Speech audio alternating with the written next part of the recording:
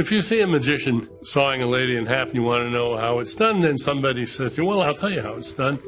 They don't really saw the lady in half. They just make it appear that they're sawing the lady in half. And you say, yeah, okay, great. How do they do that? Oh, that's not my department. That's somebody else's job. I've already given you my explanation. Sometimes philosophers give answers like that, I think.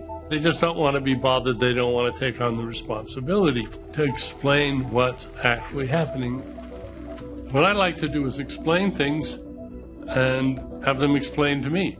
Mainly explanations are about how things work, why they happen the way they do. So I've been curious about how philosophers arrive at the positions they arrive at, how scientists make mistakes when they frame their own questions. I've often said that philosophy is better at questions than at answers, and that's not trivial. They don't think it's their job to understand how things actually work, whereas I think that should be the job of philosophers. I'm Daniel Dennett. I'm the author of more than a dozen books on the mind, on free will, on evolution, and I'm an emeritus professor from Tufts University.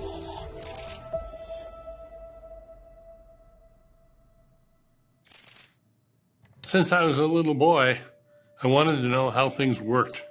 I wanted to take them apart and see what made them tick, what made them work. So I was sort of an engineer at heart.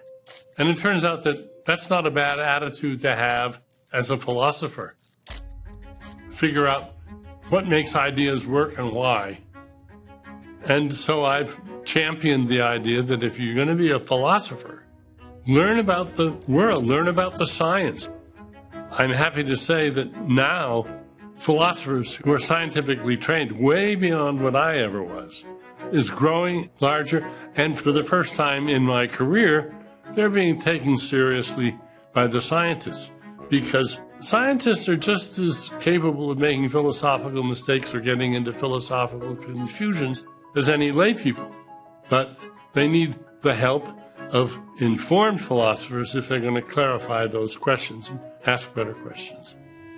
A lot of people just dig in, double down, and refuse to abandon a point of view which is under attack from their critics. That in itself is not a bad thing. I'm glad that my criticisms are resisted so resolutely and ferociously by some of those I criticize. Otherwise, we'd never get at the truth. I think it's very important to keep in the back of your mind, what if I'm wrong?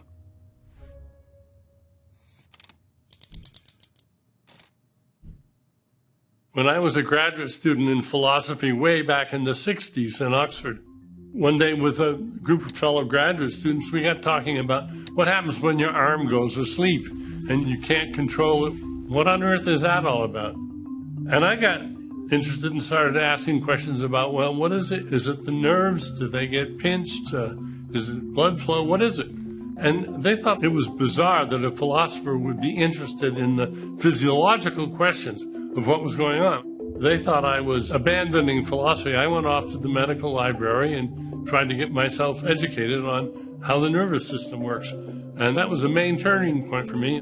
It suddenly hit me when I learned about neurons, the cells of the brain that do the signaling, that they could be the basis for an evolutionary process in your brain, which was learning. That learning in the individual was just yet another Darwinian process. I didn't know much about evolution at the time, about natural selection, but I began to learn, and the more I learned, the more I thought, this is the key. This is the great key to how things fit together. We get rid of all the magic, and we have a bottom-up theory of meaning and learning and truth and consciousness. And I'm, to this day, amazed at how complacent so many philosophers are with their utter ignorance of evolutionary theory. They think that if we had a physiological, mechanistic, physical explanation of creativity, of genius, of understanding, that this would somehow diminish and demean these wonderful phenomena. Not at all. If we understand how amazingly intricate and wonderful and ingenious nature is in allowing us to understand things and create things, think ahead, we would dismiss the magical ideas out of hand. And I think that Darwin's ideas undo many of the biggest problems in philosophy, or at least subvert them and turn them into better problems. And the fact that so many philosophers keep hammering away trying to find the essence of this or that, when Darwin has shown us that nothing of any interest has an essence. It's gradualism all the way. This is an idea that has just not dawned on a lot of philosophers, and for a very good reason. They learned from Socrates, from Plato, that if the first thing to do is define your terms, establish the essence of each thing, as Aristotle would put it. And that turns out to be the great philosophical mistake. Forget about essences. Learn about all the variation and the details in the penumbral cases. Then afterwards, you'll know what you're talking about.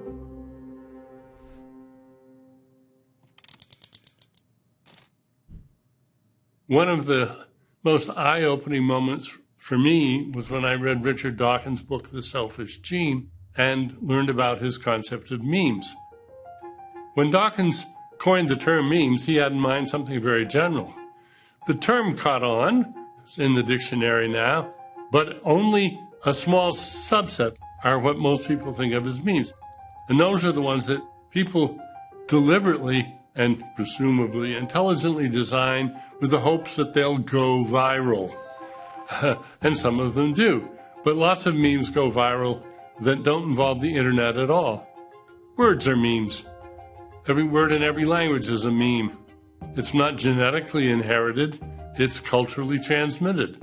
They evolve over time, and Dawkins' theory was a very general theory of how human cultural evolution hugely expands the powers of a human brain. In fact, I would put it very strongly. I would say the difference between a chimpanzee and a human brain is that the brain of a chimpanzee is largely unfurnished. Whereas we fill our brains with memes, we download hundreds of thousands of memes, and that's where we get our power from. Your computer or your phone isn't a very powerful device until you download some apps to it. Those are like memes. We are awash in toxic memes right now. One of the most toxic, I think because it enables so many others, is the idea that truth doesn't matter. The truth is just relative, that there's no such thing as establishing the truth of anything. Your truth, my truth, we're all entitled to our own truths. That's pernicious, it's attractive to many people, and it is used to exploit people in all sorts of nefarious ways. The truth really does matter.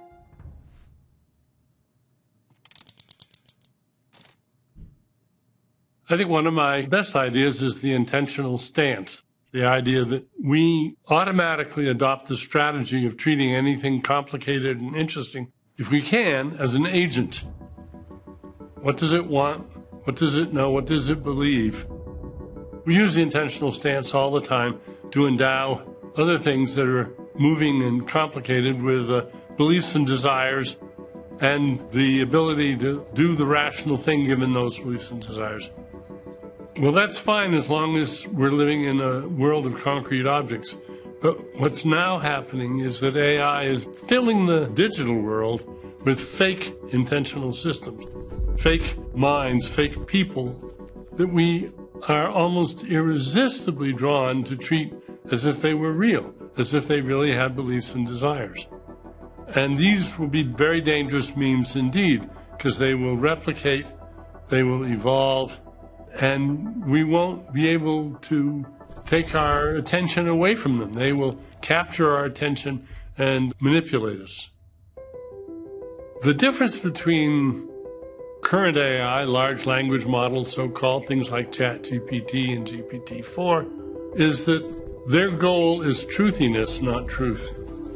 They are more like historical fiction writers than historians. We're different in that we take truth seriously. Maybe because we want to lie, but LLMs, AIs, don't yet really have the capacity to lie on purpose. They do formulate falsehoods that they then spread. And there's only a difference of degree between us and them. So we're not used to having our technology in a position to ignore the truth and just feed us what makes sense to them. Technology have gone to great lengths to make it very hard to make counterfeit money and quite easy to identify it. So we can do something similar for every phone, computer, tablet. Every digital device can have software put in it which will do a pretty darn good job of detecting counterfeit people and will not accept it or will brand it instantly. This is fake, this is fake, this is spam, this is a hoax. Don't believe it. And in order to do that, well, you have to have laws. And in order to have laws, you've got to have governments, legislatures that will pass the laws, and they have to know enough about what they're doing so they pass laws that aren't easily circumvented. This is something we have to work on now, and I think we need to work on it full time.